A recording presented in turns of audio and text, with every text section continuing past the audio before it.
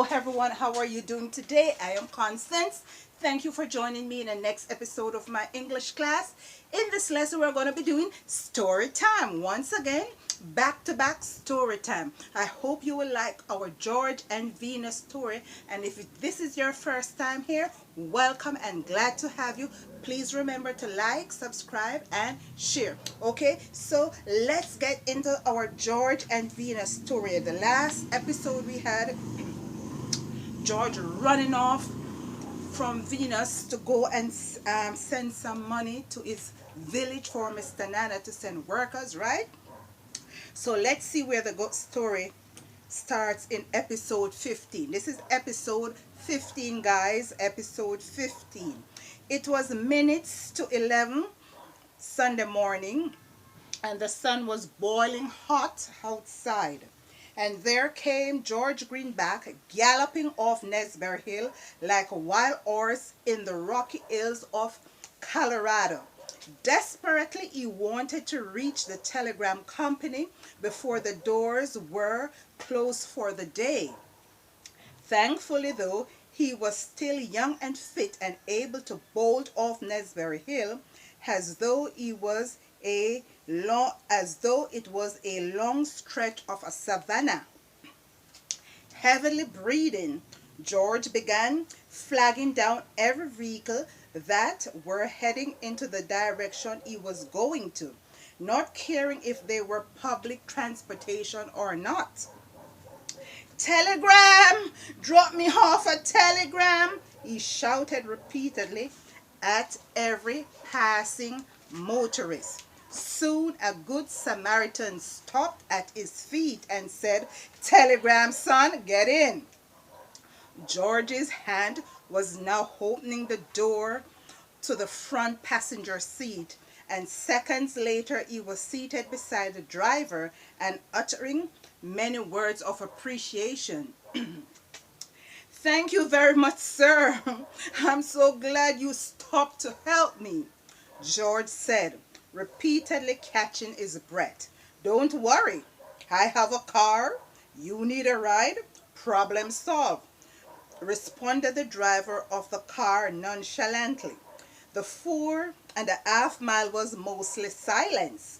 George could have already started a conversation, but he was still trying to catch his breath, normalize his breathing, because he was still feeling winded from racing off the top of Nesbury Hill. His breathing now in neutral, George turned to the driver and introduced himself. "Nice meeting you, George," the man sitting around the steering wheel said, showing the gold tooth in his mouth. "I'm Jah-King. Everyone calls me Jah-King," said the driver as he glanced over at George and then back at the road in front of him. Few minutes later, the car stopped in front of the very large sign that read, "Telegram for all your financial needs." A sigh of relief came over George as he read the words painted in red. He still had a little over an hour before the doors would be permanently closed for the day.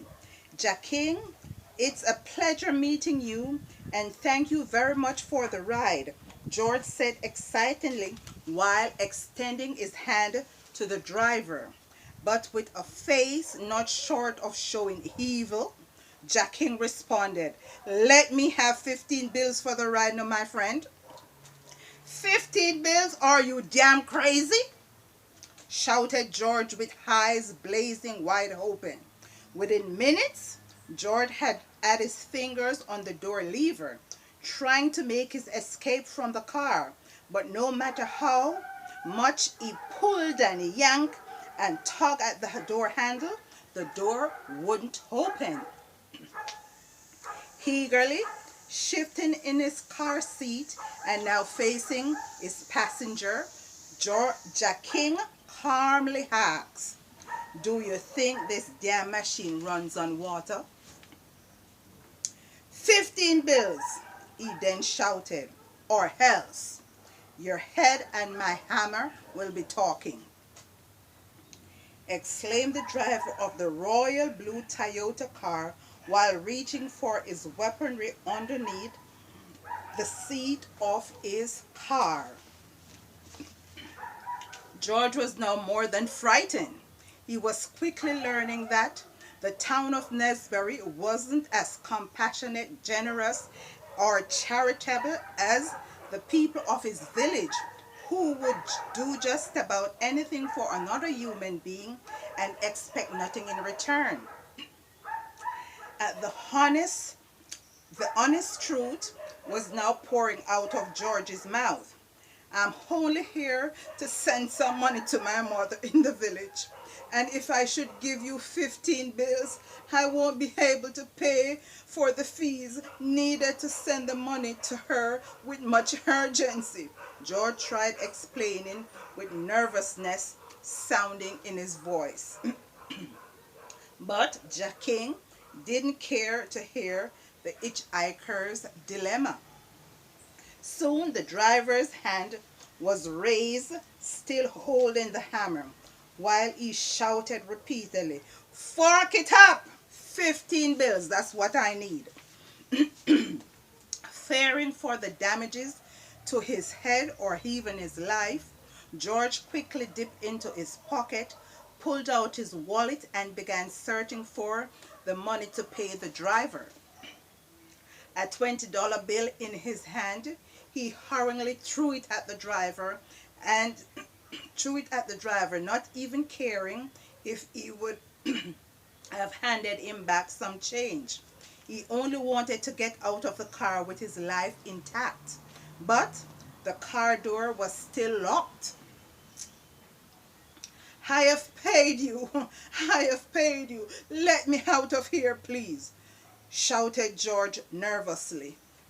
However, Jah-King totally ignored his plea and went searching his pocket for the $5 change for his passenger. 4 $1 bill and 4 quarters found, and soon they were placed into George's hands. "Here is your change, sir," Jah-King said, with the look of dread now gone from his face. Awkwardly,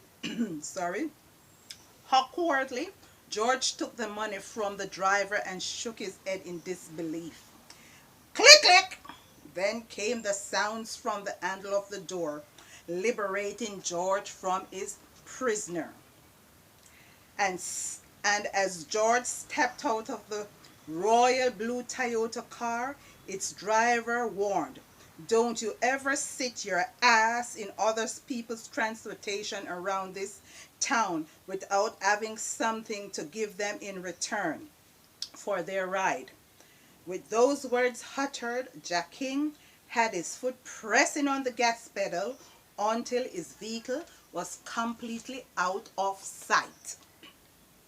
The money to send to Mr. Nana in his village now short, the young entrepreneur wasn't sure of what to do next. If he should start footing it home or draw a scene to his attention. Should I call Mr. Richard Thomas and have him bail me out of this shocking dilemma? George pondered to himself. But this was George's demon and devil to bear, and with all honesty spewing from his lips, George stepped into the telegram office and started stating his claim. "I am George Greenback, and I desperately need to send some money to my village, but I'm going to be around $10 short," explained George. "Could you possibly approve this transaction until tomorrow or Monday for me, please?" he went on to ask. For a while, silence lingered in the space of the telegraph office. No one there knew him. No one knew if he would return with their money. And no one knew if he was carrying out a prank either. But just as he was about to receive utterances of rejection, A familiar face entered through the doors of the telegram office. Even though their last words were more bitter than sweet, Regina Brown recognizes George's greenback's face and immediately said hello to him. Filled with awe, George raised his head to the ceiling and silently uttered a word of prayer before putting his request to the woman who had sold him and Venus their house on the top of Nesbury Hill. Regina had already received her fat commission and wasn't holding any grudges. Therefore, she slid George a $20 bill and said smilingly, "Just convince your girlfriend Venus to call me whenever she's ready to make a next purchase to a property," Regina said, laughing. Laughingly, George responded, "Thank you very much, and I certainly will. Thank you very much, and I certainly will." Now, this is the end of episode 15. You can look for the irony, the metaphor, the similes in this story, in this episode. All right, make a note of them if you can, and if you're not, you can leave a message in the description box below. My name is Constance. Thank you for watching. Please check the description box below for my merch. I've just released my new book, Orphan of a New Dawn. It is available in Kindle only for now. It will be in paperback soon, so please give it your love and support. I would so appreciate it. Alright guys, my name is Constance, and I look forward to you joining me in my next class. Until then, bye-bye.